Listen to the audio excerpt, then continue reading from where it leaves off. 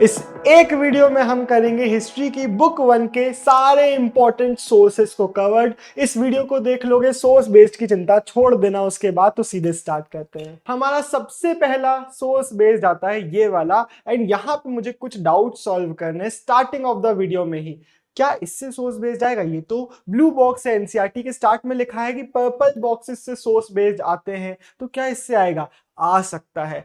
दो चीजें हैं, एक चीज ये है कि सीबीएसई का कोई भरोसा नहीं है, दूसरी चीज ये है कि हमारी बुक्स का भी कोई भरोसा नहीं है। आप 10 एनसीईआरटी उठा लो, किसी में कोई पर्पल बॉक्स मार्क्ड रहेगा, वही वाला बॉक्स किसी दूसरी बुक में ब्लू मार्क्ड रहेगा, ऐसा हो जाता है। तो ये सब चीजों पे वो नहीं करना है। जो भी सोर्सेस मैं बताऊंगा सारे इंपॉर्टेंट है, इन सब से क्वेश्चंस आ सकते हैं। तो पहला सोर्स ये रहेगा। एक और बात, इसको मैं इंपॉर्टेंट इसलिए बोल रहा हूं क्योंकि नया एडिशन है। अगर आपकी बुक थोड़ी पुरानी है तो हो सकता है आपको लगे कि यार ये तो एनसीईआरटी में था ही नहीं, लेकिन ये नया एडिशन है और इसमें कुछ ऐसे पॉइंट्स है जिनका क्वेश्चन बन सकता है। सबसे पहले आपको क्या याद रखना है, क्वेश्चन 3 क्वेश्चन आते हैं, 1 मार्क का, 1 मार्क का, 2 मार्क का। तो यूजुअली जब आप सोर्सेस को देखते हो तो आपको 1 मार्कर्स सारे क्लियर करने की, 1 मार्कर्स याद होना चाहिए, और 2 मार्कर का एक थिंकिंग बेस्ड क्वेश्चन आ जाता है ज्यादातर। तो वो थिंकिंग बेस्ड क्वेश्चन आपसे बनना चाहिए। तो मैं दोनों तरीके के क्वेश्चंस के लिए आपको प्रिपेयर कराऊंगा। सबसे पहले याद रखना, वैसे ना सोर्स बेस्ड है तो इसका सोर्स भी आएगा। कुछ डिटेल्स ऐसी होती हैं जो आपको फिर याद करके लिखनी होती है, तो वो डिटेल्स मैं बताता जाऊंगा। 2000 अराउंड 2000 से ज्यादा हमने हड़प्पन साइट्स को इंडियन सबकॉन्टिनेंट में ढूंढा है और इनकी हमने स्टडीज वगैरह करी है। बेसिक एक डिटेल है, याद रखना है कि कौन से 2 रिवर बेसिन है जो बहुत इंपॉर्टेंट थे हड़प्पन सिविलाइजेशन के। इंडस वैली, तो इंडस वैली के नाम से इंडस रिवर तो सबको पता है, लेकिन दूसरा आप याद रखेंगे कि इंडस रिवर के साथ साथ सरस्वती जो रिवर बेसिन था वो भी हमारे इस हड़प्पन सिविलाइजेशन के लिए बहुत ज्यादा इंपॉर्टेंट था। तो सरस्वती रिवर बेसिन में ही हमें 2/3 ऑफ द साइट्स देखने को मिले हैं। ये एक ऐसी डिटेल है जो एमसीक्यू में आ सकती है, सीयूईटी में आ सकती है, एंड हमारे सोर्स बेस्ड में भी आ सकती है। Saraswati river basin. इसके बाद एक क्वेश्चन आ सकता है, हो सकता है 2 मार्क में यही क्वेश्चन आ जाए, एक्सप्लेन करो हड़प्पन सिविलाइजेशन में कैसे अलग अलग सेंटर्स देखने को मिलते हैं। अब चैप्टर अगर आपने पढ़ा है तो आप समझते हो कि कोई एक जगह थी जहां पे क्राफ्ट प्रोडक्शन होता था, कोई अलग सेंटर था, कोई सिटीज थे। तो वैसे ही यहां पे भी बताया हुआ है।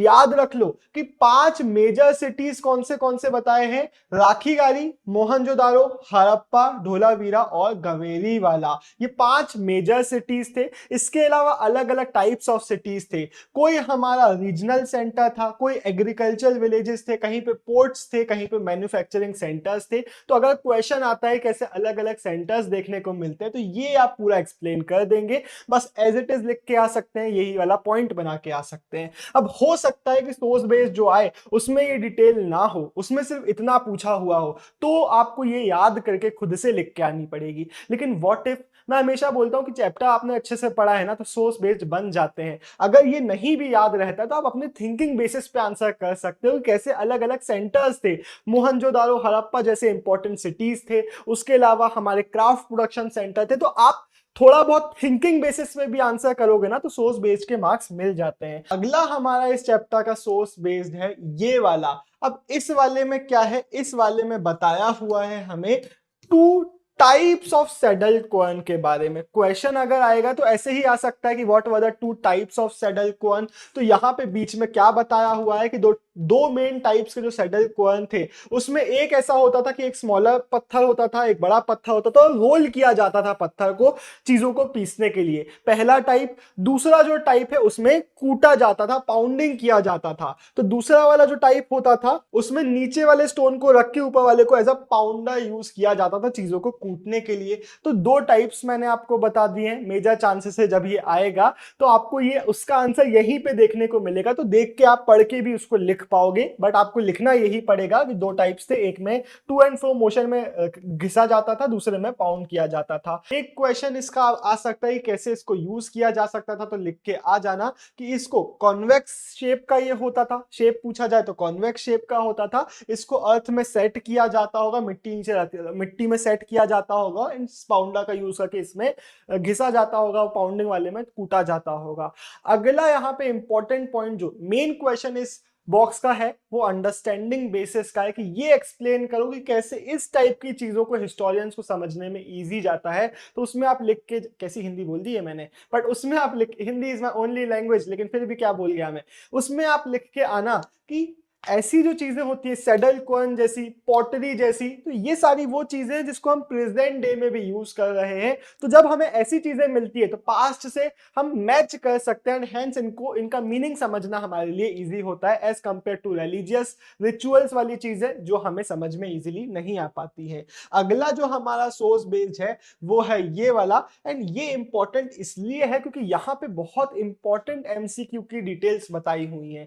क्या है, सबसे पहली डिटेल है, कनिंघम कौन थे, हमारे first director general of archaeological survey of India, and इनको फादर ऑफ इंडियन आर्कियोलॉजी भी बुलाया जाता है। तो अगर क्वेश्चन बनता है कि फादर ऑफ इंडियन आर्कियोलॉजी कौन थे, तो आप लिख देना कनिंघम को ये चीज बुलाई जाती है।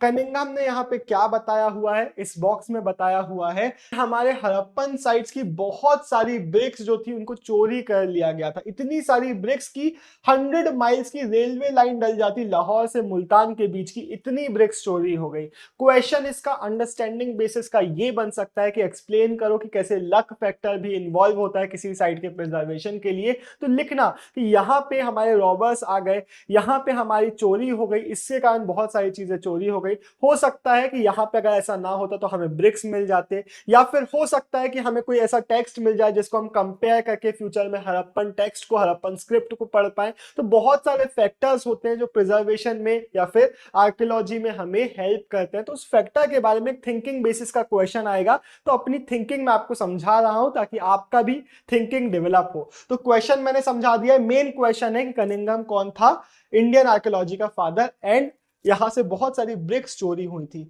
अगला हमारा जो सोर्स है ये बहुत इंपॉर्टेंट सोर्स है, मे बी अभी तक का सबसे इंपॉर्टेंट, क्योंकि अगर आप सीबीएसई का सैंपल पेपर देखोगे पिछले साल का, तो उसमें एक क्वेश्चन डाला हुआ था जो इससे ही रिलेटेड था।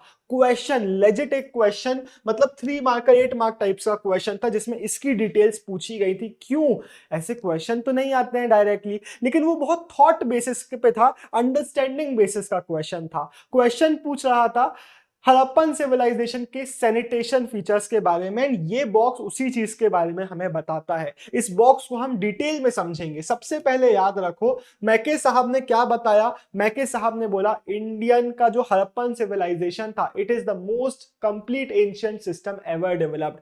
आपसे क्वेश्चन सोर्स बेस में पूछ सकता है कि एक्सप्लेन करो ऐसा क्यों बोला था, तो लिख के क्या आओगे, इसके लिए आप लिख के आओगे most complete ancient system yet discovered के लिए लिख के आओगे कि यहां पे हमें ड्रेन्स मिलती हैं, बहुत अच्छा ड्रेनेज सिस्टम देखने को मिलता है, स्ट्रीट्स बहुत प्रॉपर्ली लेड डाउन देखने को मिलती है, इसलिए मैके साहब ने ऐसी चीज बोली थी। तो पहला अगर ये क्वेश्चन आया तो ये आप लिख के आओगे।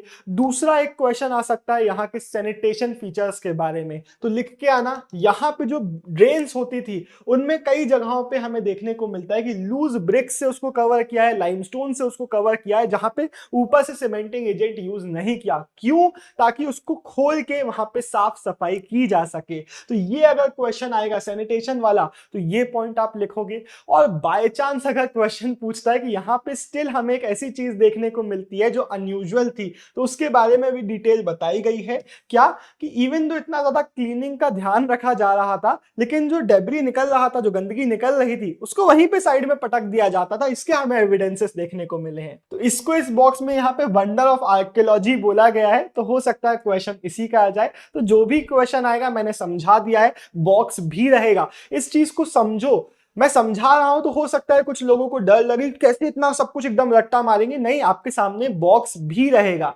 ऐसी डिटेल्स जो आपको एकदम रट्टी होना चाहिए वो मैं बताता जा रहा हूं। जैसे सरस्वती आपको रटा होना चाहिए कि सरस्वती रिवर की इंपॉर्टेंस थी हड़प्पन सिविलाइजेशन में, लेकिन ये सारी जो डिटेल्स हैं इनको आंसर करने के लिए आपके सामने डिटेल्स रहेंगी। बस समझते जाओ, सुनते जाओ, और जो मैं बताऊंगा कि इसको रट्टा मार लो वो रट्टा मारते जाना।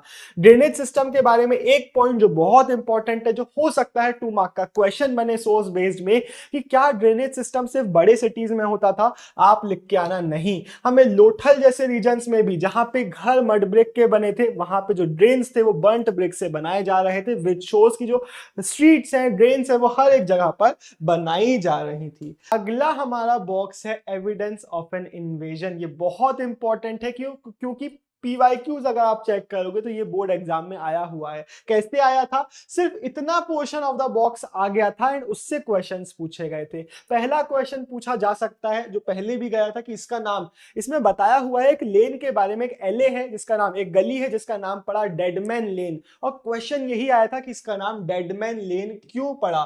तो जब नाम का क्वेश्चन आएगा तो एक्सप्लेन करके आ जाना कि इस डेडमैन लेन में हमें डेड बॉडीज देखने को मिलती है जिसके कारण इसका नाम पड़ा डेडमैन लेन। तो नाम क्लियर हो गया। दूसरी चीज क्लियर कर लो, इसमें हमें जो डेड बॉडीज देखने को मिलती हैं, उसके जो स्केलेटन्स देखने को मिलते हैं, बहुत टूटी फूटी फ्राइबल कंडीशन में देखने को मिलते हैं।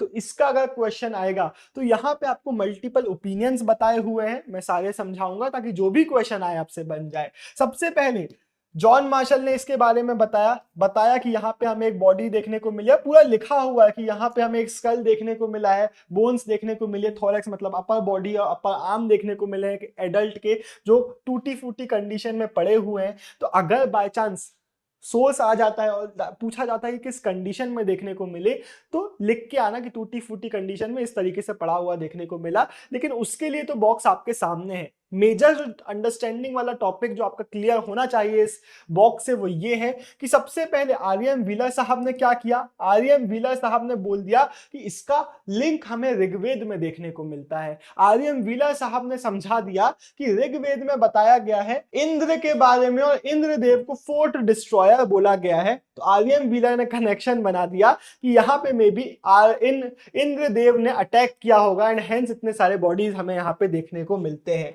दूसरा, इसके बाद आप एक्सप्लेन करना कि जीएफ डेल्स ने समझाया कि यार अगर यहाँ पे कोई अटैक होता तो हमें उसके एविडेंसेस मिलते, ना तो हमें कोई बर्निंग के एविडेंसेस मिले हैं, ना तो हमें कोई डिफेंस के एविडेंसेस मिले हैं, ना तो हमें कोई ज्यादा फोर्टिफिकेशन या फिर वेपन्स मिले हैं। तो हाँ ठीक है, बहुत स्लॉपी नेचर का यहाँ पे बेरियल्स हैं, बहुत अजीबोगरीब बॉडीज देखने को मिले टूटी फूटी सी कंडीशन में, लेकिन इसका मतलब ये नहीं है कि आप एक वॉर के बारे में, एक इन्वेजन के बारे में बता दो। अब देखो यहाँ का क्वेश्चन यही बन सकता है कि एक्सप्लेन करो कि कैसे आर्कियोलॉजिकल अंडरस्टैंडिंग है वो ओवर टाइम चेंज हो सकती है। तो 2 लाइन में आपका आंसर बनेगा।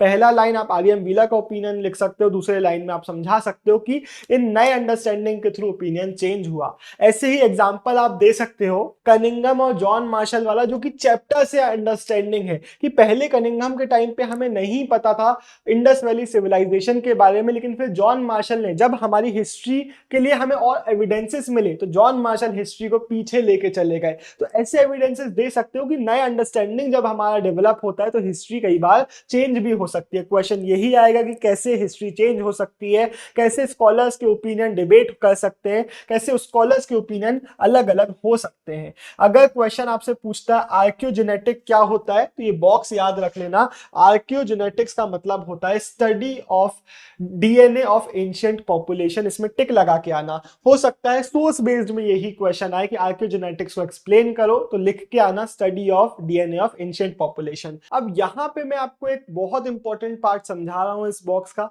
एंड ये भी लेटेस्ट एडिशन है हमारे इस बॉक्स में, इस एनसीईआरटी में, तो आपने हो सकता है अच्छे से इसको ना पढ़ा हो, तो अच्छे से इसको सुनो। क्या बताया गया है? हमने आर्कियोजेनेटिक्स की स्टडी करी, राखी गरी से हमने डीएनए उठाए, एक्सट्रैक्ट करे, उनके स्टडी करा, तो उससे हमको समझ में आया। क्वेश्चन आपसे पूछ सकता है क्या यहाँ पे अनब्रोकन कंटिन्यूटी ऑफ जीन्स है पास्ट के जो रहने वाले लोग थे उनके साथ? इसका मतलब क्या है मैं समझा रहा हूं। आप लिख के आएंगे कि 10,000 बीसी की जो पॉपुलेशन रहती थी उधर से हमें कंटिन्यूएशन ही देखने को मिलता है। ऐसा नहीं हुआ था कि आर्यंस आ गए और पूरे लोगों को रिप्लेस कर दिया उन लोगों ने इस रीजन पे, या फिर किसी ने आके अटैक कर दिया और हड़प्पन्स नए लोग कोई आ गए थे। नहीं, 10,000 बीसी के जो लोग थे उन्हीं का हमें कंटिन्यूएशन देखने को मिलता है। उन्हीं ने आके आगे जाके यहाँ पे पेजेंट कम्युनिटीज बनाई, आगे जाके हमारे हड़प्पन सिविलाइजेशन वगैरह स्टैब्लिश किए। है, विच शोज कि एक अनब्रोकन कंटिन्यूटी ऑफ जीन्स था जो 10,000 BC से चला आ रहा था। एंड इवन आज की डेट में जो हरियाणा की पॉपुलेशन है उनके जो फेशियल फीचर्स हैं वो हड़प्पन सिविलाइजेशन के लोगों से काफी ज्यादा सिमिलर हैं। तो इस अनब्रोकन कंटिन्यूटी की अंडरस्टैंडिंग मैंने आपको दे दी है, अगर बाय चांस क्वेश्चन आएगा तो आपसे बन जाएगा। बुक 2 का पहला इंपॉर्टेंट बॉक्स है ये वाला, जहां से मैं बता रहा हूं क्वेश्चन क्या क्या आएंगे। इसको थोड़ा साइड में रखते हैं। सबसे पहला आपसे क्वेश्चन पूछा जाएगा कि ब्राह्मी की इंपॉर्टेंस को बताओ, या फिर अशोकन इंस्क्रिप्शंस हमें कौन सी स्क्रिप्ट कौन सी लैंग्वेज में देखने को मिलते थे, याद रख लो। अशोका के जो हमें इंस्क्रिप्शंस देखने को मिलते हैं वो पहली चीज की प्राकृत लैंग्वेज में देखने को मिलते हैं, दूसरी चीज की ज्यादातर हमें ब्राह्मी स्क्रिप्ट में देखने को मिलते हैं। तो एक क्वेश्चन ये बनेगा। दूसरा क्वेश्चन बनेगा खरोस्ती के बारे में। तो याद रखो कि हमें जो खरोस्ती इंस्क्रिप्शंस देखने को मिलते हैं वो north western of Indian reason में देखने को मिलते हैं, नॉर्थ वेस्टर्न साइड में। तो खरोस्ती का याद हो गया। नॉर्थ वेस्टर्न में हमें अरेमेइक और ग्रीक में देखने को मिलते हैं हमारे इंस्क्रिप्शंस, नॉर्थ वेस्टर्न के खरोस्ती और हमारे अशोका के ब्राह्मी। तो ये क्वेश्चन आएगा तो आप दोनों क्वेश्चन को बहुत इजीली आंसर कर पाओगे। अब आप बोलोगे भैया दो ही क्वेश्चन बताए, तीसरा क्या आ सकता है? तीसरा एक बेसिक क्वेश्चन आ सकता है कि एक्सप्लेन करो कि किसने डिसाइफर किया ब्राह्मी और खरोस्ती को। तो टिक क्या लगाओगे? लिख के आ जाना कि जेम्स प्रिंसिप ने किया था 1830s में ब्राह्मी और खरोस्ती को डिसाइफर, जब उनको समझ में आया कि संस्कृत नहीं प्राकृत लैंग्वेजेस यूज हो रही है, तो वो बहुत सारे टेक्स्ट को डिसाइफर कर पाए थे, बड़े बड़े इंस्क्रिप्शंस को पढ़ पाए थे। तो 1 2 3 क्वेश्चन मैंने समझा दिए हैं, पूरी डिटेल्स इसकी बता दी है। अगला हमारा जो इंपॉर्टेंट बॉक्स है इस चैप्टर का वो ये वाला नहीं है। क्यों? देखो इसमें ना मैं अराउंड 80% जो सोर्सेस हैं उनको कवर कर रहा हूं। कुछ सोर्सेस ऐसे होते हैं जिनसे नहीं बनते क्वेश्चंस, तो इनको अगर बाय चांस इसका क्वेश्चन आ गया, आपने चैप्टर अच्छे से पढ़ा हुआ है, आपसे बन जाएगा, क्योंकि इसमें कोई ऐसी डिटेल नहीं है जो आपको याद करने की जरूरत है। अनसीन पैसेज जैसे इसको देख लेना, लेकिन जितने भी इंपॉर्टेंट सोर्सेस है सारे मैं कवर करा रहा हूं। अगला इंपॉर्टेंट सोर्स है ये वाला, capturing elephants for the army. इसका पहला क्वेश्चन बनेगा अर्थशास्त्र के बारे में, जो इस बॉक्स में नहीं बताया हुआ है, चैप्टर का क्वेश्चन है। सुनो, अर्थशास्त्र किसने लिखी थी क्वेश्चन पूछेगा तो लिख देना कौटिल्य ने / चाणक्य ने। इनको हम कौटिल्य बुलाते हैं, जो कि हमारे चंद्रगुप्त मौर्य के मिनिस्टर थे। एंड बोला जाता है कि कुछ पार्ट्स अर्थशास्त्र के इन्होंने कंपोज किए थे। दूसरा क्वेश्चन बनेगा अर्थशास्त्र में हमें क्या देखने को मिलता है, तो लिख के आ जाना कि हमें बहुत सारी एडमिनिस्ट्रेटिव और मिलिट्री ऑर्गेनाइजेशन की डिटेल्स देखने को मिलती है। तीसरी चीज कि एलिफेंट्स क्यों इंपॉर्टेंट थे, तो लिख के आ जाना कि एलिफेंट्स आर्मी का एक बहुत इंपॉर्टेंट पार्ट होते थे, एंड हेंस आर्मी को पावरफुल बनाने के लिए एलिफेंट्स को कैप्चर किया जाता था। एंड एक 2 मार्क का क्वेश्चन आ सकता है ये वाला, तो एक और पॉइंट वहां पे ऐड कर देना कि मगध का पावरफुल होने का वन ऑफ द रीजंस यही बना था कि वहां के फॉरेस्ट से एलिफेंट्स को कैप्चर किया जा सकता था। अब इस बॉक्स में क्या बताया हुआ है? इस बॉक्स में बताया हुआ है कि कैसे एलिफेंट्स को पकड़ते थे। तो अगर ये क्वेश्चन आता है ना कि एलिफेंट्स पकड़ने के लिए कौन से लोगों की टीम होती थी, तो मैं समझा दे रहा हूं, उसको आप अनसीन पैसेजेस की तरह देख लेना कि क्वेश्चन तुम्हारे सामने लिख देना कि कुछ लोग होते थे जो एलिफेंट्स रेयरर्स होते थे, कुछ लोग होते थे जो एलिफेंट्स को इनचेन करने के लिए होते थे, कुछ लोग गार्ड करने के लिए होते थे, कुछ लोग फॉरेस्ट के लोग होते थे, कुछ लोग एलिफेंट्स को नर्स करने के लिए होते थे, फीमेल एलिफेंट्स होते थे। तो पूरी टीम होती थी जो एलिफेंट्स को कैप्चर करने के लिए जाती थी। लेकिन ये अपनी अंडरस्टैंडिंग से अपने वर्ड्स में कैसे भी लिख के आओगे मार्क्स मिलेंगे। ऐसे नहीं होता कि एकदम रिजिड आंसर ही एक्सेप्ट किया जाता है, अपनी अंडरस्टैंडिंग से कैसे भी वर्ड्स में लिखोगे मार्क्स मिलेंगे। लास्ट पॉइंट में इसमें बताया हुआ है कि ग्रीक सोर्सेस बताते हैं कि मौर्यन रूलर के पास स्टैंडिंग आर्मी थी 600,000 फुट सोल्जर्स की, 30,000 कैवेलरी की और 9,000 एलिफेंट्स की। अब मेजर चांसेस है कि ये नंबर तो क्वेश्चन में नहीं आएगा, लेकिन क्वेश्चन में पूछा जाएगा क्या ये सही नंबर्स थे। तो आप लिख के आना कि हमारे हिस्टोरियंस बोलते हैं कि मे बी ये एग्जैजरेटेड नंबर्स बताए गए थे। बस इतना याद रख लो, बाकी आपका सोर्स हो गया है। अगला जो हमारा इंपॉर्टेंट सोर्स है वो है ये समुद्रगुप्त वाला। सबसे पहला क्वेश्चन बनेगा प्रशस्तिस क्या होते हैं, तो लिख के आना प्रशस्तिस गुप्ता रूलर्स को समझने के लिए एक इंपॉर्टेंट सोर्स है। प्रशस्तिस में हमें इन रूलर्स की तारीफें देखने को मिलती हैं। तो prashastis were composed in praise of the Gupta rulers. सबसे इंपॉर्टेंट प्रशस्ति है हमारा ये प्रयाग प्रशस्ति, जिसको लिखा हुआ था समुद्रगुप्त के लिए। किसने लिखा था? उनके कोर्ट पोएट। ये देखो ऊपर हमारा जो एनसीईआरटी चल रहा है उसमें यही बताया हुआ है कि समुद्रगुप्त, जो कि one of the most important powerful Gupta ruler थे, उनके कोर्ट पोएट हरिसेन ने संस्कृत में इसको लिखा था। अब दो क्वेश्चन तो क्लियर हो गए, पहला प्रशस्ति क्या है, दूसरा किसके लिए ये वाला प्रयाग प्रशस्ति लिखा हुआ था। तीसरा एक क्वेश्चन, इसको और क्या बुलाते हैं? इसको इलाहाबाद पिलर इंस्क्रिप्शन बुलाते हैं। चौथा क्वेश्चन कि क्या इसमें हमें फैक्ट देखने को मिल रहे हैं? तो यहां पे आप याद रखेंगे कि इसमें हमें फैक्ट्स नहीं तारीफ देखने को मिल रही है। जैसे कि इसको देखो, इसमें बोला गया है कि जो हमारे समुद्रगुप्त है वो कुबेर और वरुण और इंद्र और यम के बराबर हैं, भगवानों से उनको लिंक किया जा रहा है। इट शोज कि यहाँ पे तारीफ के गुलछर्रे उड़ाए जा रहे थे, फैक्ट्स नहीं बताए जा रहे थे। हिस्टोरियंस इसको पोएटिक फैंसी की तरह देखते हैं।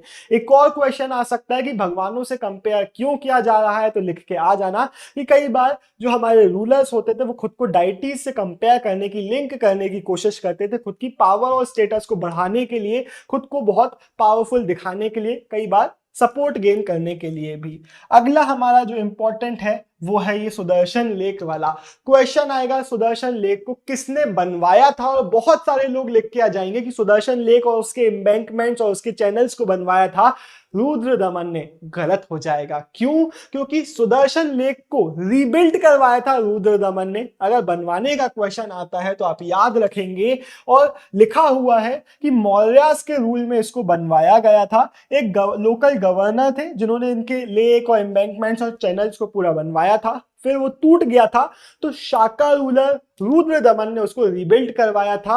और फिर एक और इंस्क्रिप्शन देखने को मिलता है कि गुप्ता डायनेस्टी के पीरियड में फिर से इस लेक को रीबिल्ड करवाया गया था। तो 1 2 3 क्वेश्चन हमने कवर कर लिए, जो भी आएगा लिख के आ जाना।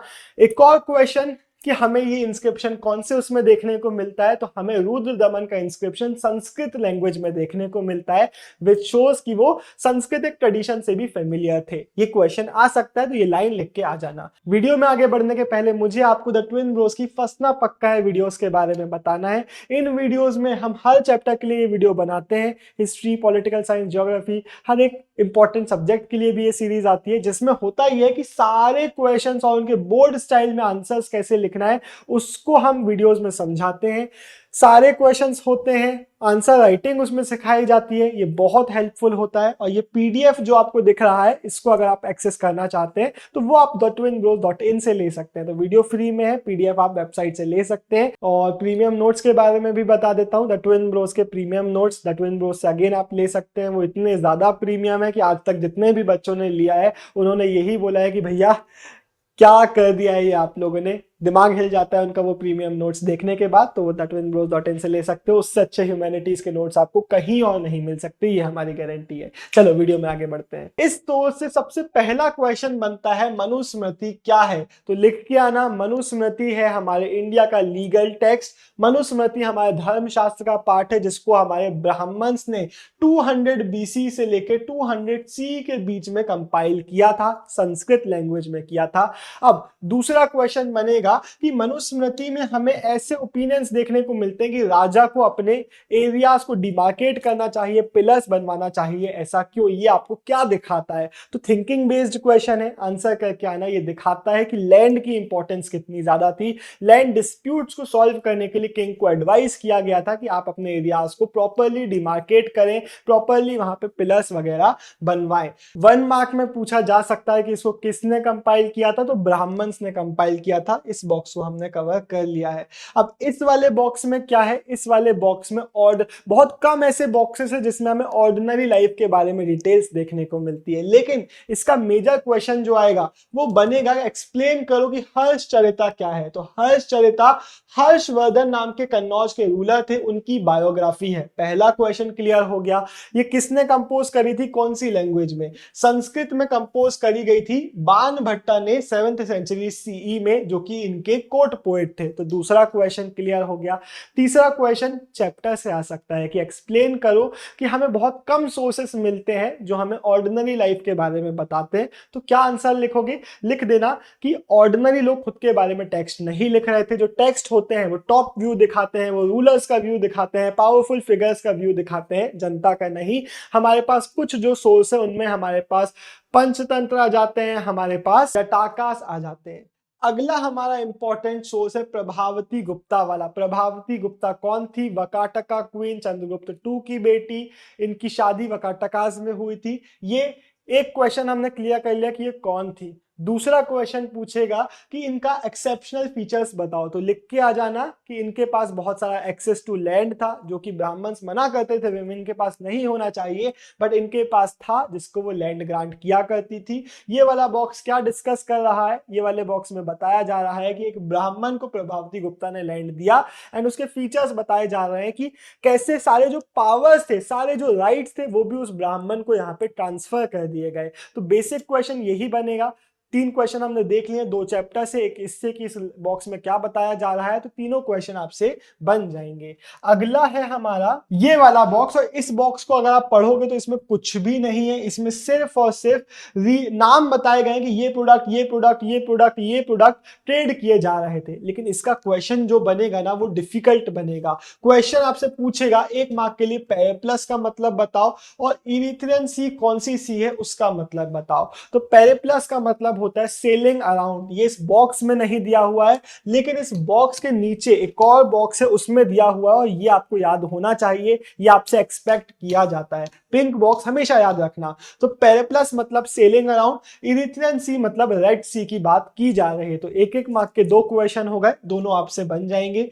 तीसरा क्वेश्चन आ सकता है कि एक्सप्लेन करो कि इंडिया का ट्रेड कैसे कैसे हो रहा था, किनके साथ हो रहा था, ट्रेड की इंपॉर्टेंस क्या है। तो वो सब आप अपनी अंडरस्टैंडिंग से दोगे। लिख के आ जाना कि इंडिया का पूरे एशिया नेटवर्क्स में ट्रेड पार्टिसिपेशन था, अफ्रीका के साथ ट्रेड हो रहा था, चाइना के साथ ट्रेड हो रहा था, हमारे बहुत सारे स्टोन, टिम्बर, पेपर, स्पाइसेस, बहुत सारे ऐसे टेक्सटाइल ऐसे प्रोडक्ट्स हैं जिनको हम ट्रेड कर रहे थे। तो सारे क्वेश्चन आपसे बन जाएंगे। अगला हमारा लास्ट इस चैप्टर के 2 बॉक्स बचे हैं जो कि दोनों इंपॉर्टेंट है। पहला, देवनाम पियादस्सी का मीनिंग पूछा जाएगा। पियादस्सी मतलब होता है प्लेजेंट टू बिहोल्ड, देवनाम्पी मतलब होता है beloved of the God. 1-1 mark के 2 क्वेश्चन क्लियर हो गए। दूसरा क्वेश्चन इस बॉक्स में बताया जा रहा है, अकबर साहब बोल रहे हैं कि इन्होंने पहला ऐसे रूलर थे जिन्होंने सिस्टम बनाया सारे रिपोर्ट्स को डील करने का। मतलब अगर कोई इंफॉर्मेशन वगैरह आ रही है तो इसके पहले कोई रूलर ही नहीं है, कोई रूलर ऐसा अरेंजमेंट बना ही नहीं रहा था कि उन रिपोर्ट्स को सुने और उनसे एक्शंस ले, उन पे एक्शन ले ही नहीं रहा था कोई। तो आपको क्या लगता है कि जो रिपोर्ट्स वाला सिस्टम था ये अकबर पहले ऐसे रूलर थे जो बनवा रहे थे? तो उसमें एक्सप्लेन करके आना कि हो सकता है इस बॉक्स में जो बातें बताई गई हो फैक्चुअल ना हो, क्योंकि इनके पहले भी बहुत पावरफुल रूलर्स रहे हैं। एंड हेंस आप यही एक्सप्लेन करके आएंगे कि जब भी हम बॉक्स पढ़ते हैं, जब भी हम कोई इंस्क्रिप्शन पढ़ते हैं किसी राजा का, तो हमें उसको अलग अलग सोर्सेस से कंपेयर करना होता है, क्योंकि उसमें हर बार फैक्ट्स नहीं होते। ये आपका आंसर बनेगा। 1 मार्क और एक क्वेश्चन जो बनता है वो अंडरस्टैंडिंग बेसिस का, आपसे सारे क्वेश्चन अब बन जाएंगे। एक और चीज, एक बेसिक क्वेश्चन आ सकता है कि एक्सप्लेन करो कि कैसे इस बॉक्स में कहीं पे भी रूलर का नाम मेंशन नहीं है। तो ये बॉक्स किसका बॉक्स है, हमें कैसे समझ में आता है? तो लिख के आना, यहाँ पे सिर्फ टाइटल देवनाम्पिया पियादस्सी मेंशन्ड है, लेकिन फिर हमें कोई ऐसे इंस्क्रिप्शंस मिलते हैं जिसमें टाइटल भी मेंशन्ड है और अशोका का नेम भी मेंशन्ड है। तो अलग अलग इंस्क्रिप्शंस को कंपेयर करके हमें समझ में आता है कि ये टाइटल भी अशोका का ही था। तो ये अंडरस्टैंडिंग हो गई, आपसे सारे बन जाएंगे। इस चैप्टर का लास्ट बॉक्स पियादस्सी के बारे में, देवनाम्पिया पियादस्सी के बारे में ही है। तो एक क्वेश्चन वही आ सकता है, इनका मीनिंग बताओ। 1-1 मार्क के 2 क्वेश्चन हो गए। 2 मार्क का क्वेश्चन आ सकता है कि कैसे हमें पता चलता है किसके बारे में लिखा था, तो वो भी मैंने आपको समझा दिया है। एक और क्वेश्चन आता है कलिंगा की वॉर की इंपॉर्टेंस के बारे में बताओ। तो एक्सप्लेन करना, कलिंगा की वॉर के बाद अशोका का माइंडसेट चेंज हो गया था। जब उन्होंने इतनी सारे डेथ और डिस्ट्रक्शन देखा तो उसके बाद उन्होंने धम्मा को प्रमोट करना चालू कर दिया, वॉर को गिव अप करना चालू कर दिया। ये आपका आंसर बनेगा। और हो सकता है क्वेश्चन पूछे कि क्या इस तरीके के इंस्क्रिप्शंस हमें उड़ीसा में देखने को मिलते हैं। एक्सप्लेन करना कि जिस जगह पर ये वॉर हुई थी उस जगह पर हमें अशोका के सैड या फिर इस टाइप के इंस्क्रिप्शन देखने को नहीं मिलते जिसमें वो अपना सॉरो बता रहे हो कि वॉर्स वगैरह गलत चीजें हैं, सैडनेस दिखा रहे हो, हमें ऐसे इंस्क्रिप्शन वहां पे देखने को नहीं मिलते हैं। इवन दो वहां पे हमें इंस्क्रिप्शन मिले हैं अशोका के, बट इस टाइप के नहीं मिले। तो एक इंटरेस्टिंग बात है हिस्ट्री की। इसी के साथ हम बढ़ते हैं नेक्स्ट चैप्टर के इंस्क्रिप्शन पे। चैप्टर 3 का पहला बॉक्स, जिसके बारे में मुझे बहुत सारी चीजें बतानी है। क्वेश्चन आपसे पूछेगा आदि परवान का मतलब, तो इसका मतलब है first section of Mahabharata. Mahabharata के अलग अलग पर्व थे, जिसका पहला पर्व का नाम अगर पूछेगा 1 मार्क के लिए लिख देना आदि परवान, आदि पर्व। महाभारत जो था, अब उसमें क्या था, उसमें हमारे कौरव्स और पांडव्स की लड़ाई थी। और ये वाला जो बॉक्स है, इससे मुझे बस आपको एक फैमिली ट्री समझाना है। सबसे पहले याद रखना, हमारे दुर्योधन कौन थे, कौरव के सबसे बड़े भाई। पांडव्स के सबसे बड़े भाई कौन थे, युधिष्ठिर। और ये जो हमारी वॉर थी वो कौरव्स वर्सेस पांडव्स थी। दुर्योधन और युधिष्ठिर सबसे बड़े बड़े भाई थे दोनों साइड के। ये लोग 100 भाई थे, ये लोग 5 भाई थे। अब इनके पापा जी का नाम क्या था, इनके पापा जी का नाम डी से ही था, धृतराष्ट्र। इनके पांडव्स के पापा जी का नाम क्या था, पांडु। अब सीन ये था कि हमारे धृतराष्ट्र साहब जो थे वो अंधे थे और बड़े भाई थे। पांडु साहब अंधे नहीं थे लेकिन छोटे भाई थे। अब रूलर किसको बनना चाहिए, रूलर बनना चाहिए धृतराष्ट्र को, क्योंकि वो बड़े भाई थे। लेकिन क्योंकि वो अंधे थे, इनको रूलर नहीं बनाया, राजा बना दिया पांडु को। लेकिन पांडु की अर्ली डेथ हो जाती है जब बच्चे छोटे थे, तो इनको अब नहीं बना सकते, तो अंधे धृतराष्ट्र को यहाँ पे राजा बना दिया गया था। अब ये कॉम्प्लिकेशन थी महाभारत की, और लड़ाई ही इस चीज के लिए हुई थी कि अब राजा कौन बनेगा। दुर्योधन बोल रहा था कि मैं बनूंगा, मेरा पापा राजा है, और जनता बोल रही थी कि युधिष्ठिर को राजा बनाना चाहिए, क्योंकि पांडव जो है वो ज्यादा एबल रूलर्स बनेंगे। ये पूरा इसलिए समझाया है क्योंकि हो सकता है बॉक्स आ जाए और आपसे पूछ ले कि कौरव्स के एल्डेस्ट ब्रदर का नाम कौन था, उनके पापा का नाम कौन था, इनके पापा का नाम कौन था। ये सब बॉक्सेस में, अलग अलग बॉक्सेस में पूरी डिटेल्स दी हुई हैं। आगे बॉक्स में जाएंगे तो मम्मियों के नाम भी हम देख लेंगे। तो ये मुझे सबसे पहले तो आपको समझाना था। इस बॉक्स में यही पूरा बताया हुआ है। तो इस बॉक्स के क्वेश्चन 1 मार्क में तो यही आ सकते हैं, कौन किसका बाप, कौन किसका बेटा। तो ये सारे रिलेशन मैंने एक्सप्लेन कर दिए हैं। एक क्वेश्चन आ सकता है अंडरस्टैंडिंग बेसिस का, चैप्टर से भी आप आंसर कर सकते हो कि एक्सप्लेन करो कैसे सोशल रियलिटीज बहुत डिफिकल्ट और कॉम्प्लिकेटेड होती थी। तो एक्सप्लेन करना, कई बार भाई नहीं होते थे, कई बार जैसे हमने यहाँ के केस में देखा कि छोटे भाई को रूलर बना दिया गया, फिर वापस से थ्रोन बड़े भाई के पास चला गया। तो ऐसे कॉम्प्लिकेशंस होते थे, कई बार कजिन्स के बीच में लड़ाइयां हो जाती थी। तो ये आपका सेकंड 2 मार्क का क्वेश्चन आ सकता है। तो उसमें आपका पूरा एक्सप्लेनेशन बनेगा, अपने वर्ड्स में लिख के आना। बाकी इसमें ऐसा कुछ भी नहीं है जो आपको रट्टा मारने की जरूरत हो, बस फैमिली ट्री आपने याद रखना है। अगला हमारा है 8 फॉर्म्स ऑफ मैरिज। इसका जो क्वेश्चन बनेगा वो यही बनेगा कि ब्राह्मण्स कितने फॉर्म्स को सपोर्ट करते थे। फर्स्ट 4 को सपोर्ट करते थे, नेक्स्ट 4 को कंडेम करते थे। Total 8 forms of marriage recognise किए गए थे। मनुस्मृति में फर्स्ट 4 में क्या थे, यूजुअली हो सकता है क्वेश्चन आ जाए 2 मार्क का कि एक्सप्लेन करो कि किस टाइप के मैरिजेस को कंडेम किया जाता था और किस टाइप के मैरिजेस को सपोर्ट किया जाता था। तो एक्सप्लेनेशन यहीं पे दिया हुआ है कि फर्स्ट टू 4 में हमें मैरिजेस इस टाइप की देखने को मिलती है जहां पे फादर की परमिशन सीख की जा रही है। तो जब फादर की, head of the house hold की परमिशन सीख करी जाती थी तो उसको सपोर्ट किया जाता था। जब परमिशन सीख नहीं की जा रही है, लव मैरिजेस टाइप्स की जा रही है, या फिर पैसा दे के शादी करवाई जा रही है कि लड़के ने बहुत अंधा पैसा फेंक दिया, लड़की को उठा के लेके चला गया, इस टाइप के केसेस में मैरिजेस को कंडेम किया जाता था, लव मैरिजेस को कंडेम किया जाता था। तो ये क्वेश्चन अगर बनेगा तो आप लिख के आ जाएंगे। मेजर क्वेश्चन बनेगा कितने टाइप्स ऑफ मैरिजेस। हो सकता है इसी सोर्स में आ जाए कि एंडोगमी को एक्सप्लेन करो, एक्सोगमी को एक्सप्लेन करो, तो वो आप चैप्टर से समझते हैं। अगला हमारा इंपॉर्टेंट सोर्स है ये वाला।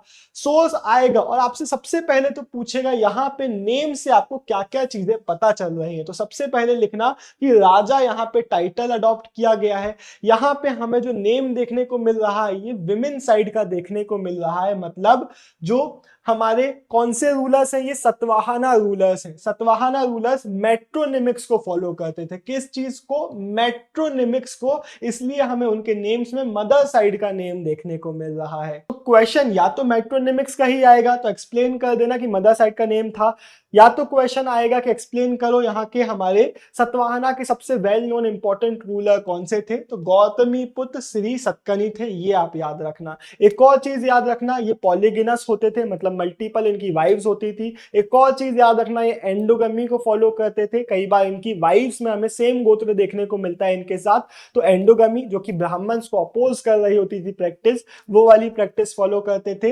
एंड इसी में क्वेश्चन आ सकता है, क्या नेम से हमें ये समझ में आ रहा है कि सोसाइटी में सतवाहनास विमेन को बहुत इंपॉर्टेंस देते थे, तो लिख देना कि मेट्रोनिमिक्स तो फॉलो करते थे, लेकिन थ्रोन सक्सेशन जो होता था वो पैट्रिलिनियल तरीके से ही होता था। अगला सोर्स बेस्ड है ये वाला, जिसमें हमें अब मम्मी जी का नाम देखने को मिल रहा है। मम्मी जी का नाम क्या है? दुर्योधन की मम्मी जी गांधारी देखने को मिल रहा है, और पांडव्स की मम्मी जी का नाम था कुंती, माता कुंती। बेसिक क्वेश्चन आएगा, मम्मी जी का नाम तो कुंती और गांधारी दोनों आप याद रखेंगे। अगला क्वेश्चन आएगा कि उन्होंने दुर्योधन को क्या समझाया, तो दुर्योधन जो कि एल्डेस्ट सन थे हमारे कौरव्स के, उनको समझाया कि भाई आपकी ग्रीड से कुछ नहीं होता, ग्रीड को गिव अप करो, वॉर मत करो। लेकिन इन्होंने वॉर करी। वॉर का रिजल्ट पूछा जा सकता है क्वेश्चन में, तो लिख देना कि युद्ध हमारे पांडव जीते थे, कौरव्स हार गए थे, और युधिष्ठिर भाई को वॉर के खत्म होने के बाद थ्रोन दे दिया गया था। अगला सोर्स जो है उससे कुछ बेसिक क्वेश्चंस बनते हैं। पहला क्वेश्चन बनता है व्हाट वाज द पुरुष सूक्ता।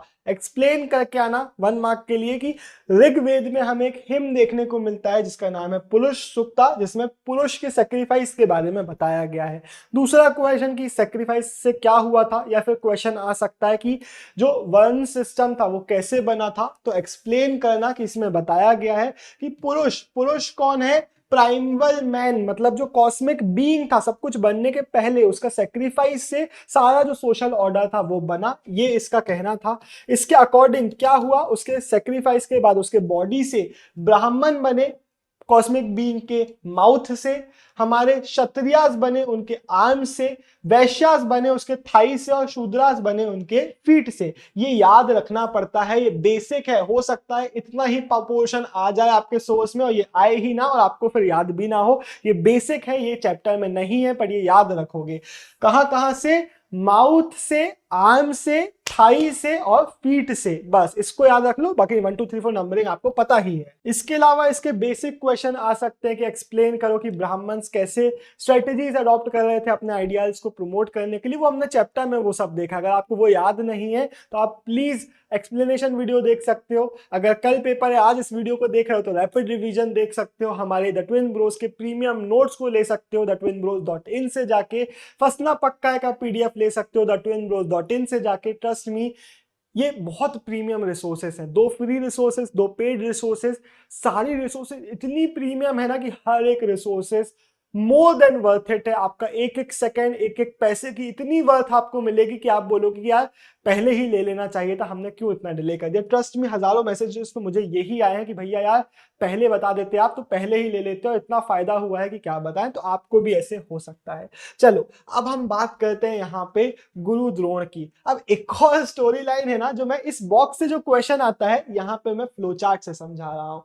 द्रोण कौन था? द्रोण थे गुरु द्रोण, जिन्होंने हमारे कुरु प्रिंसेस कौरव्स एंड पांडव्स को पढ़ाया लिखाया था। तो गुरु द्रोण का क्वेश्चन आता है तो लिखना कि कुरु प्रिंसेस के टीचर थे। ये क्लियर हो गए। उसके बाद लिखना कि इन्होंने किसको प्रॉमिस किया था कि बेस्ट आर्चर बनाएंगे, अर्जुन को बोला था। लेकिन इन्होंने स्पॉट किया हमारे एक निषादा को। निषादा एक फॉरेस्ट ड्वेलिंग कम्युनिटी होती है, उस निषादा कम्युनिटी को बिलोंग करने वाले एकलव्य को अर्जुन ने स्पॉट किया, अर्जुन और बाकी लोगों ने, और देखा कि भाई ये तो वर्ल्ड्स बेस्ट आर्चर की तरह शूट कर रहा है। तो इन्होंने बोला गुरु द्रोण से कि आपने तो हमको बनाने के लिए बोला था, वो देखो। और एकलव्य क्या क्लेम कर रहा था? एकलव्य क्लेम कर रहा था कि मेरे गुरु द्रोण ही हैं। तो अब ये लोग बोल रहे हैं कि आपने हमको बनाने का बोला था, लेकिन वो भी आपका स्टूडेंट है और वो एक्चुअल में हमसे बेटर शूटर है। तो यहाँ पे होता यह है कि एकलव्य के सामने द्रोण आते हैं और बोलते हैं कि भाई अब तुम्हें गुरु दक्षिणा देना पड़ेगा। तो ये गुरु दक्षिणा में अपना अंगूठा काट के उनको दे देता है। एंड उसके बाद उतना फास्ट नहीं रह पाता, उतना एक्यूरेट नहीं रह पाता, एंड हेंस गुरु द्रोण अपने अर्जुन के प्रॉमिस को फुलफिल कर देते हैं। अब यहां से क्वेश्चन क्या आएगा? Who was Eklavya? Eklavya was a Nishada community को बिलोंग करने वाला एक बंदा जो कि गुरु द्रोण को अपना टीचर मानता था। गुरु द्रोण क्या एक्चुअल में उसके टीचर थे? तो लिखना कि गुरु द्रोण के पास जब वो गया था कि सिखा दो, तो उन्होंने मना कर दिया था ये बोल के कि हम सिर्फ कुरु प्रिंसेस को सिखाते हैं, आप वर्दी ऑफ एजुकेशन नहीं है। लेकिन उसने गुरु द्रोण का स्टैचू बना के उसको अपना गुरु मान के अपनी ट्रेनिंग करी थी। तीसरा चीज, इससे आपको क्या, इस स्टोरी से आपको क्या पता चलता है? क्वेश्चन ऐसे वेगली आएगा कि एकलव्य की स्टोरी से आपको क्या पता चलता है, तो एक्सप्लेन करना। इसमें कोई एक आंसर नहीं है, 50 आंसर लिख सकते हो, लेकिन मैं आपको अंडरस्टैंडिंग दे रहा हूं, वो अपने वर्ड्स में लिख के आ जाना।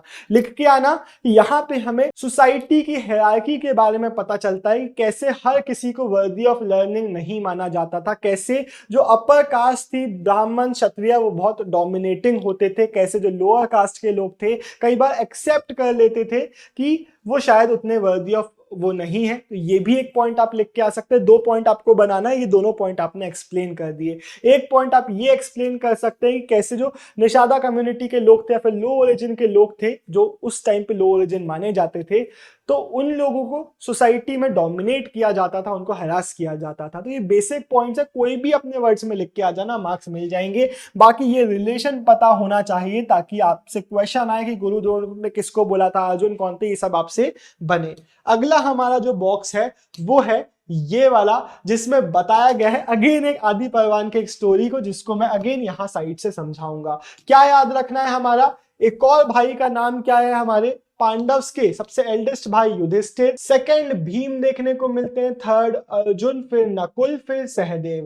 क्वेश्चन इसका नहीं आएगा यूजुअली कि बताओ पूरे ऑर्डर को बता दो, बट बाय चांस अगर आता है तो ये लिख देना। नकुल सहदेव तो वैसे मेंशन भी नहीं है यहाँ कहीं पे, बट युधिष्ठिर बहुत इंपॉर्टेंट है। फिर भीम की स्टोरी है, अर्जुन की स्टोरी हमने पीछे एक देख ली, आगे भी हम अर्जुन की बात करेंगे। अब भीम की स्टोरी क्या है? क्वेश्चन बनेगा पहला क्वेश्चन कि भीम की शादी किस राक्षस से कराई गई थी, तो लिख देना हिडिंबा से कराई गई थी। और इनके बेटे का क्वेश्चन बनेगा तो लिख देना घटोत्कच इनके बेटे का नाम था। अब स्पेलिंग मिस्टेक हो भी जाएगा तो मार्क नहीं कटते स्पेलिंग्स पे, बट मैं दिखा भी दे रहा हूं। भीम की स्पेलिंग आप समझते हैं, हिडिंबा की स्पेलिंग ये लिखी हुई है, और इनके बच्चे का नाम था घटोत्कच जो कि ये लिखी हुई है। तो स्पेलिंग्स आप चेक कर सकते हैं। अब इसके बाद अगला क्वेश्चन बनेगा कि यहाँ पे टर्म राक्षस आपको क्या बता रहा है, इनको राक्षस क्यों बुलाया जा रहा है। तो एक्सप्लेन करोगे एक लाइन में कि हिस्टोरियंस बोलते हैं कि मे भी जो लो कम्युनिटी के लोग थे, जो नॉन सांस्कृतिक ट्रेडिशंस को फॉलो करने वाले लोग थे, उन लोगों के लिए राक्षस टर्म यूज किया जा रहा होगा।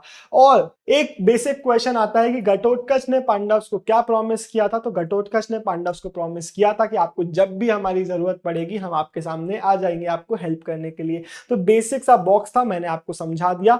छोटी सी स्टोरी लाइन भी और बता देता हूं, उसके बाद आगे बढ़ते हैं। स्टोरी लाइन ये थी कि पांडव्स फॉरेस्ट में सो रहे थे, भीम रखवाली कर रहे थे, तो वहां पे एक राक्षसनी है, उनको भीम पसंद आ जाते हैं तो वो उनके सामने आती हैं।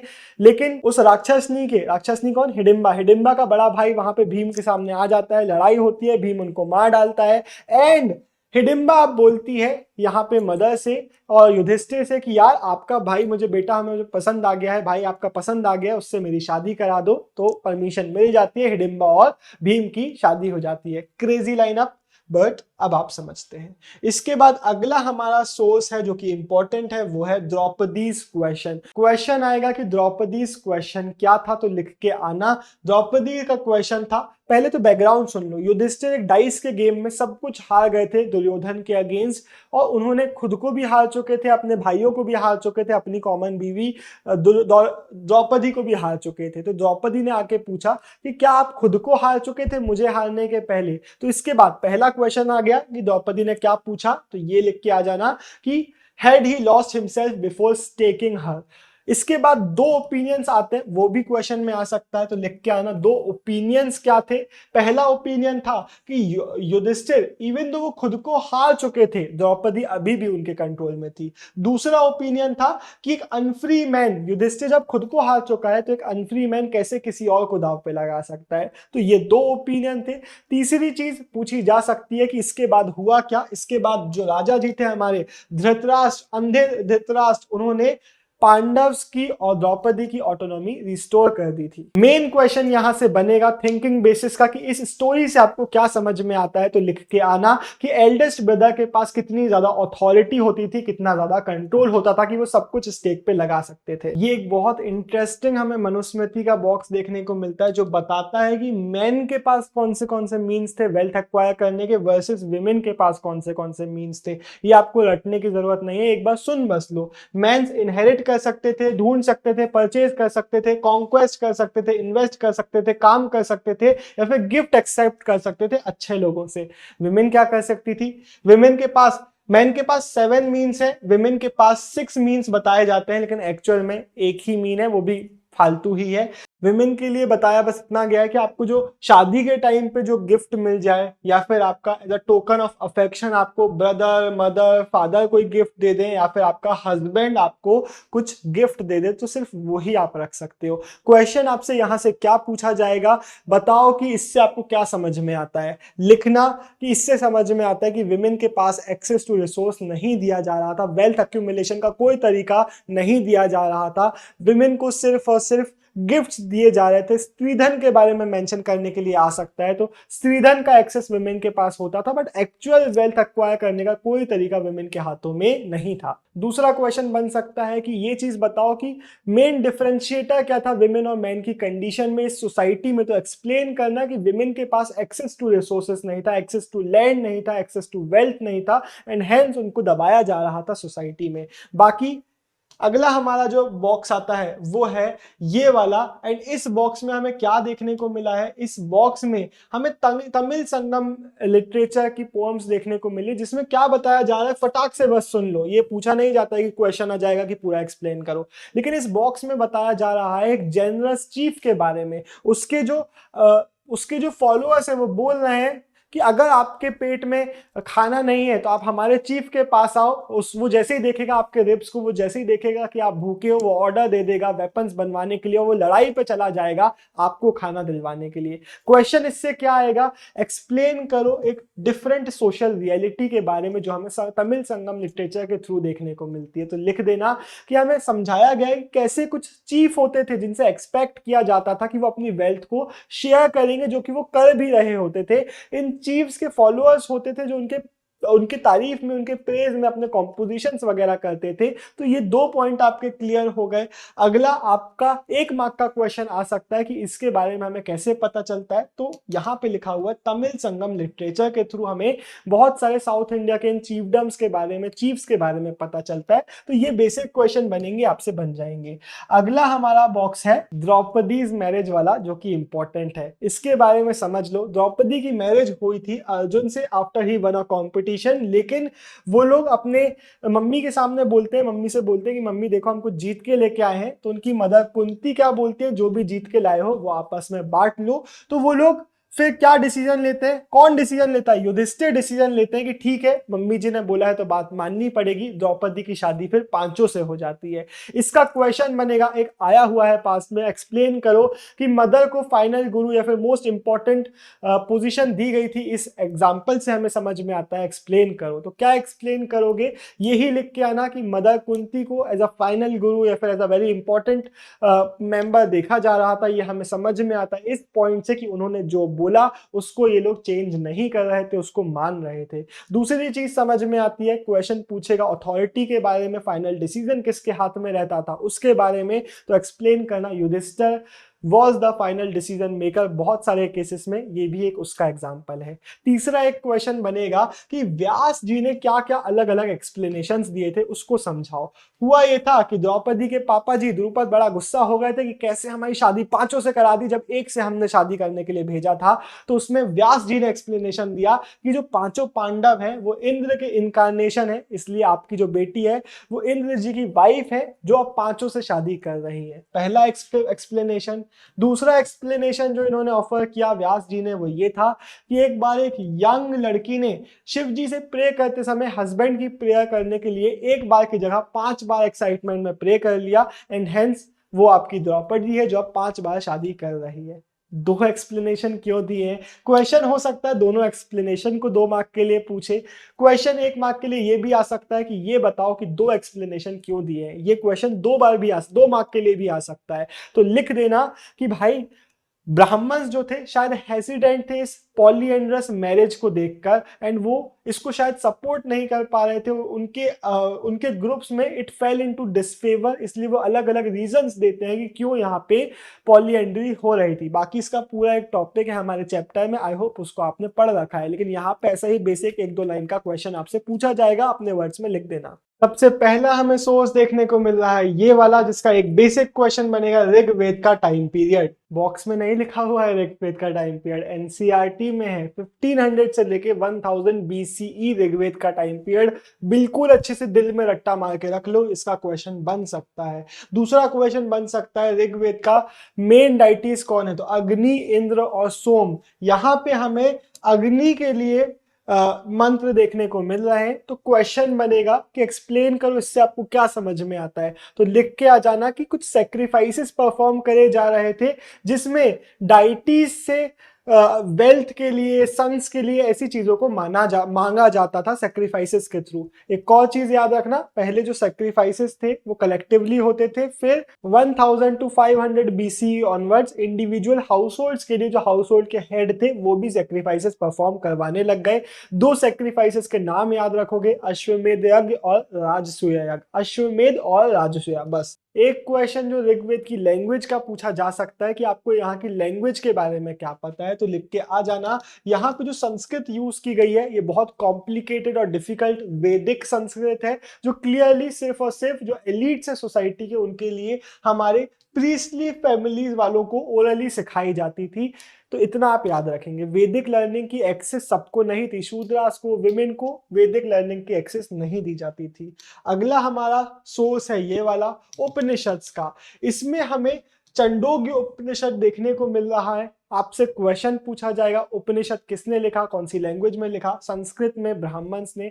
और फीचर पूछा जाएगा आपसे उपनिषद का, तो एक्सप्लेन करना कि उपनिषद में 6th सेंचुरी बीसी के बाद के जो उपनिषद से उसमें हमें देखने को मिलता है कि यहाँ पे नेचर ऑफ द रियलिटी के बारे में क्वेश्चन है।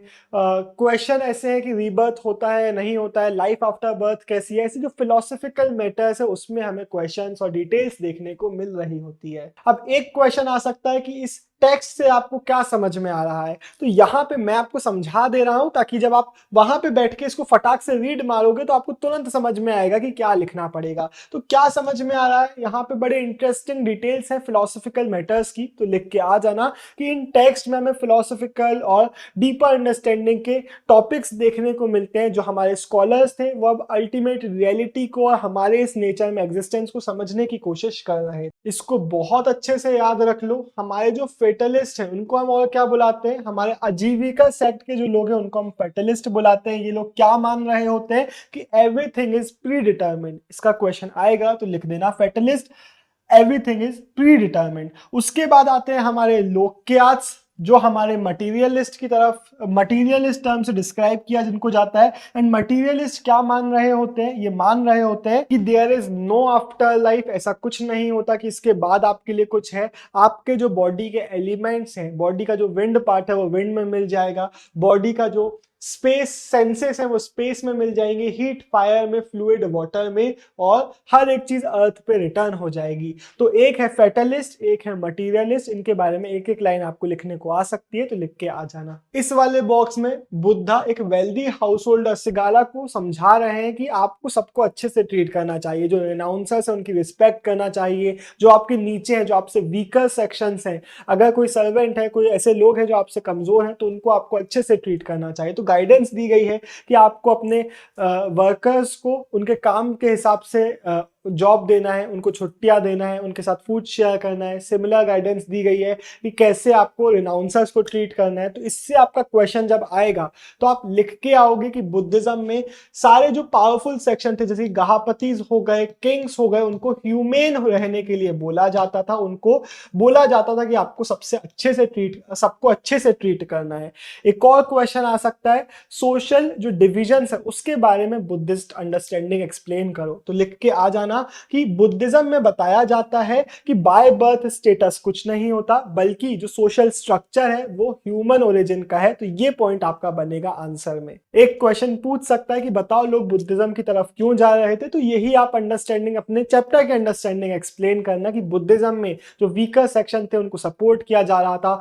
मेता और करुणा जैसे कॉन्सेप्ट हमें देखने को मिलते हैं, जिससे हमें समझ में आता है कि जो ऐसे सेक्शन जो परेशान थे सोसाइटी में वो बुद्धिज्म की तरफ जा रहे थे, इक्वालिटी की तरफ जा रहे थे जो बुद्धिज्म में उनको मिल रही थी। ये वाले सोर्स का क्वेश्चन आएगा तो याद रखना, हमें सुत्ता पिटाका में द थेरी गाथा इसकी हेडिंग है। तो हमें कुछ सुत्ता पिटाका में ऐसे वर्सेस देखने को मिलते हैं, उनका कलेक्शन देखने को मिलता है जो भिक्खुनीज ने लिखे हुए थे। तो उसका एक एग्जांपल ये है। यहाँ पे क्या हो रहा है, यहाँ पे हो रहा है का कॉन्वर्सेशन पुन्ना नाम की एक दासी का और एक ब्राह्मण का। ब्राह्मण नदी में डुबकियां लगा रहा है, तो वो बोल रहे कि तुम क्यों लगा रहे हो, मुझे तो पानी भरना है, मैं पानी नहीं भर के लेके जाऊंगी तो मेरे मास्टर मुझे चिल्लाएंगे, तो मैं जा रही हूँ पानी के नीचे, पर तू क्यों जा रहा है। तो ब्राह्मण बोलता है मैं अपने पाप धोने के लिए जा रहा हूँ। तो वो दासी उसको बोलती कि अरे पाप धुल रहे होते पानी में डुबकी मारने से, तो फ्रॉक्स और टर्टल्स के पाप सबसे पहले धुलते, वो हेवन सबसे पहले जाते। और वो उसको समझाती है कि ऐसे काम किया मत कर जिसको तुझे धोना पड़े। तो इससे आपको क्या समझ में आता है,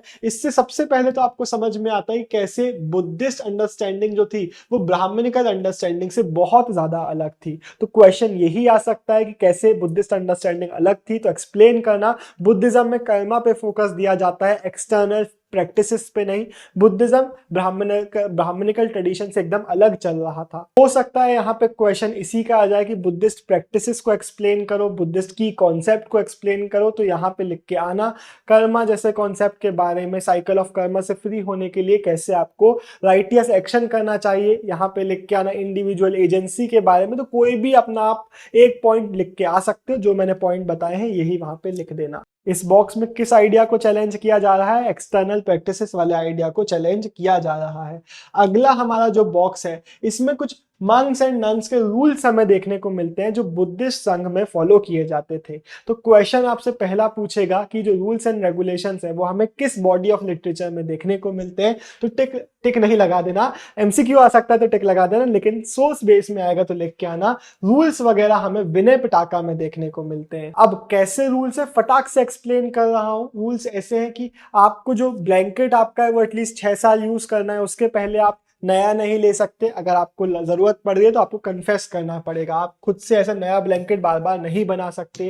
आपको आर्म्स लेने, हो सकता है क्वेश्चन यही आ जाए कि भिक्खूस की और भिक्खुनीस की लाइफस्टाइल कितनी एस्थेटिक होती थी उसको एक्सप्लेन करो। तो आप लिख के आ जाना कि वो आर्म्स में जीते थे, मतलब लेटी से आर्म्स मांग के, भीख मांग के खाना खाते थे। उसके बारे में भी लिखा हुआ है कि ऐसा नहीं कि अंधाधुंध कुछ भी खाने लग गए, आपको 1 2 3 बोल फुल लेना है और उसको भी शेयर करके खाना है। तो ये आप एक्सप्लेन करेंगे कि वो आर्म्स में जीते थे, ये मेन पॉइंट है यहाँ का। लास्ट पॉइंट में बताया हुआ है कि अगर किसी लॉजिंग में आप रुकते हो, किसी जगह पर आप रुकते हो, तो निकलते समय सबको बता के निकलना, ऐसा नहीं कभी भी निकल ली, और सब कुछ साफ ऑर्गेनाइज करके या करवा के निकलना है। तो ये अगेन दिखाता है कि कितने स्ट्रिक्ट रूल्स थे जो इन संघ में फॉलो होते थे, कितनी एस्थेटिक और सिंपलिस्टिक लाइफस्टाइल थी जो इनको सजेस्ट करी जाती थी। विनय पिटाका में ये सब रूल्स वगैरह बताए गए हैं। इस सोर्स का पहला क्वेश्चन आएगा, बुद्धा के डिसाइपल, एक डियरेस्ट डिसाइपल का नाम बताओ। तो आनंदा लिख के आ जाना, जिसने बुद्धा को परसुएड किया था कि विमेन को भी एंट्रेंस मिलना चाहिए हमारे संघ में। पहला आनंदा का नाम याद रखना चाहिए। बुद्धा के लिए हमें एक और टर्म कौन सा देखने को मिलता है, तथागत टर्म देखने को मिलता है। हो सकता है क्वेश्चन पूछे कि तथागत मतलब क्या, तो बुद्धा के लिए हमें ये नेम देखने को मिलता है, तथागत। अगला एक 2 मार्क का क्वेश्चन आ सकता है कि बुद्धा ने क्या सजेस्ट किया अपने डेथ बेड पे आनंदा को। तो उन्होंने बोला था कि भाई आपको कुछ करने की जरूरत नहीं है, हमारे लिए कुछ मत करो, आप अपनी स्पिरिचुअल जर्नी में आगे बढ़ो, अपने एक्शंस खुद के लिए लो। लेकिन जब आनंदा ने उनको ज्यादा ही परसुएट किया कि कुछ तो आप बताइए कि क्या हमें करना चाहिए आपके लिए, तो उन्होंने बोला कि क्रॉस रोड्स पे सारे इंपॉर्टेंट लोकेशंस पे थूपा बनवा दो। अब एक 1 मार्क का क्वेश्चन ये भी आ सकता है कि स्तूपा को पाली में क्या बुलाया जाता है, तो थूपा बुलाया जाता है।